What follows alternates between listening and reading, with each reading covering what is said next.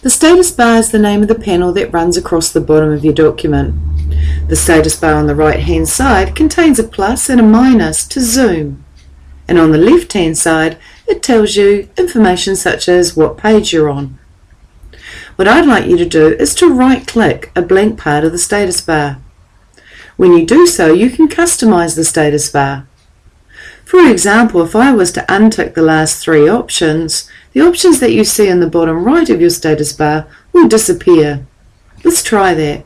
So I'm going to untick View Shortcuts, and those buttons have disappeared.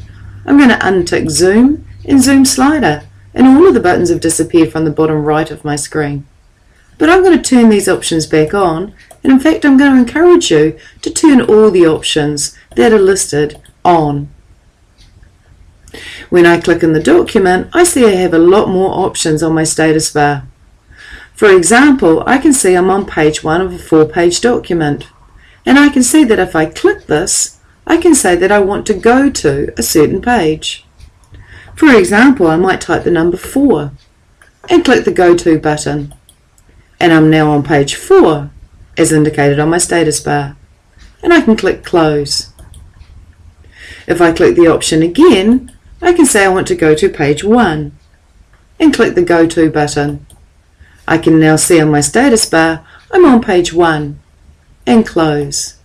So if someone says to me, Kath, you got a mistake on page 182 in your notes, I simply use the Go To quickly go to page 182 instead of scrolling for a long period of time. Other pieces of information on the status bar include the word. If I click this option, I can actually check how many words I have in this document, how many pages, how many paragraphs, and useful information like that. And if I click Close, the window goes away. I can also check my language. If I click English New Zealand, I'm able to change my language to any listed language. For example, I might choose English UK, or I might choose English US.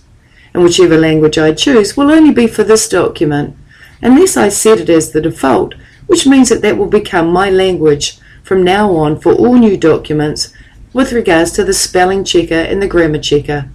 But I'm going to press cancel and leave it on English New Zealand. So the status bar is the name of the panel that runs across the bottom of your screen, and it contains very useful information.